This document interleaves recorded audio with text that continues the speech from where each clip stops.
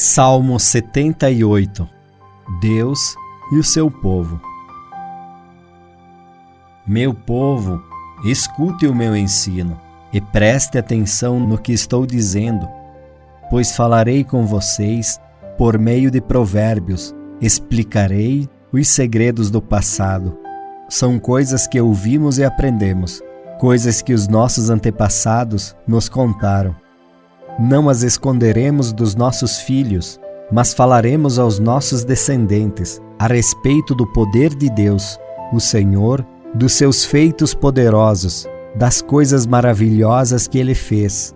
O Senhor deu leis ao povo de Israel e mandamentos aos descendentes de Jacó.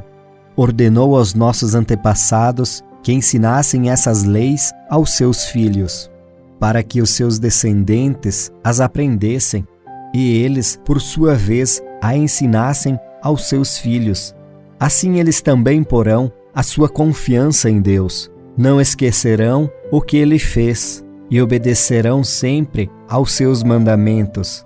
Eles não serão como seus antepassados, um povo rebelde e desobediente, que nunca foi firme na sua confiança em Deus e não permaneceu fiel a Ele. Os homens da tribo de Efraim, armados com arcos e flechas, fugiram no dia da batalha.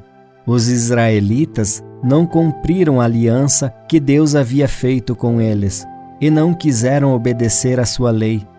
Esqueceram os milagres que Ele havia feito na presença deles. Diante dos seus antepassados, Deus realizou milagres na planície de Zoar, na terra do Egito.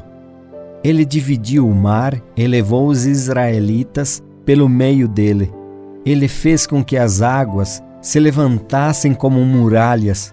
Durante o dia, ele os guiava como uma nuvem e de noite os conduzia por meio de um clarão de fogo. Ele partiu rochas no deserto e das profundezas da terra tirou muita água para o povo beber. Fez com que nascessem fontes na rocha e que a água corresse como um rio. Mas os nossos antepassados continuaram a pecar contra Deus. Eles se revoltaram no deserto contra o Altíssimo. De propósito, puseram Deus à prova, pedindo a comida que queriam. Falaram contra Ele, dizendo: será que Deus pode nos dar comida no deserto? É verdade que Ele partiu a rocha e que a água começou a correr como um rio. Será que Ele pode nos dar pão? Será que pode fornecer carne para o seu povo? Quando o Senhor Deus ouviu isso, ficou furioso. Ele atacou o seu povo com fogo, e a sua ira contra eles aumentou, porque não confiaram nele e não acreditaram que Ele nos poderia salvar. Porém, Deus deu ordem ao céu, lá de cima, mandou que suas portas se abrissem. Ele deu ao povo pão do céu, fazendo com que caísse o maná para eles comerem. E assim comeram o pão dos anjos. Deus lhe deu comida com fartura. Depois Ele fez soprar do céu o vento leste, e pelo seu poder agitou o vento sul. Sobre o povo fez cair tantas aves que pareciam nuvens de pó, ou grãos de areia de uma praia. As aves caíram no meio do acampamento, em volta das barracas. Então os israelitas comeram e ficaram satisfeitos, pois Deus lhe deu o que eles queriam. Mas enquanto estavam comendo, antes mesmo de ficarem satisfeitos, Deus ficou irado com eles e matou os homens mais fortes, os melhores jovens de Israel. Mesmo depois desses milagres, o povo ainda continuou a pecar e não quis acreditar em Deus. Por isso Ele os destruiu, como se a vida deles fosse um sopro, como um desastre que aconteceu de repente. Porém, quando Deus matava alguns, os que ficavam vivos voltavam para Ele. Eles se arrependiam e oravam com sinceridade a Ele. Eles lembravam que Deus era a sua rocha, lembravam que o Altíssimo era o seu Salvador. Mas todas as palavras deles eram mentiras. tudo o que diziam era apenas para enganar, o coração deles não era sincero para com Deus, e não foram fiéis à aliança que Deus havia feito com eles. Porém, Deus teve misericórdia do seu povo. Ele não os destruiu, mas perdoou os seus pecados. Muitas vezes parou com a sua ira e não se deixou levar pelo seu furor. Lembrou que eles eram mortais, eram como um vento que passa e não volta mais. Quantas vezes se revoltaram contra Deus no deserto? Quantas vezes o fizestes ficar triste? Repetidas vezes o puseram à prova, entristeceram o Santo Deus de Israel. Eles esqueceram seu grande poder e o dia em que ele o tinha salvado dos seus inimigos. Esqueceram coisas maravilhosas e os milagres que ele havia feito na planície de Zoar, na terra do Egito. Ali ele fez com que os rios virassem sangue, e assim os egípcios ficaram sem água para beber. Mandou moscas para os atormentarem, e rãs que estragaram os seus campos. Também mandou gafanhotos para comerem as suas colheitas, e destruíram as suas plantações.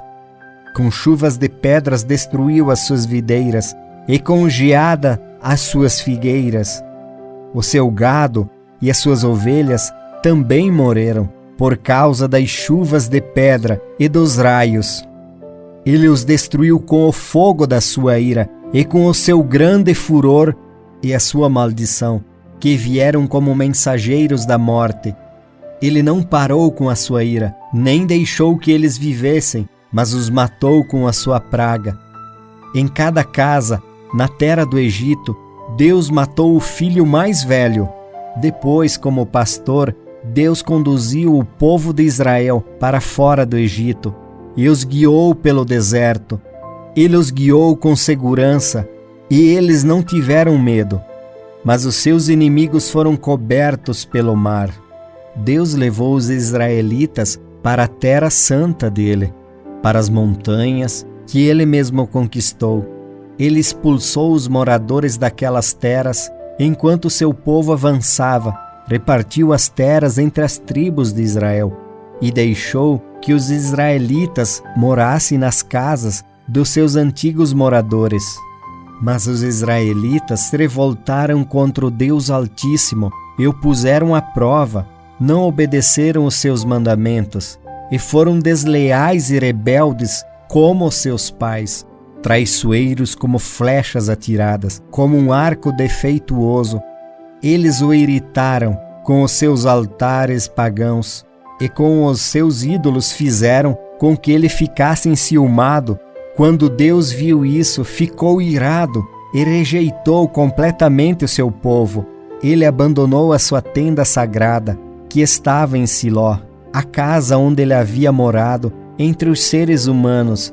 Deixou que os inimigos tomassem a Arca da Aliança, que representava o seu poder e a sua glória. Ele ficou irado com seu próprio povo e deixou que eles fossem mortos pelos seus inimigos. Os jovens foram mortos na guerra e as moças não tinham com quem casar. Os sacerdotes foram mortos à espada e as suas viúvas foram proibidas de chorar por eles. Então o Senhor acordou como de um sono e gritou como um homem valente, embriagado pelo vinho. Ele fez com que os seus inimigos fugissem, derrotados e envergonhados para sempre. Ele rejeitou os descendentes de José, não escolheu a tribo de Efraim. Pelo contrário, escolheu a tribo de Judá, o monte Sião, que ele tanto ama. Ele construiu seu templo parecido com a sua casa no céu e fez firme como a terra, que está segura para sempre. Então Deus escolheu seu servo Davi. Ele o tirou do curral das ovelhas, quando ainda pastoreava o rebanho. Ele o pôs como rei de Israel, como pastor do povo de Deus. Davi cuidou deles com dedicação e os dirigiu com sabedoria.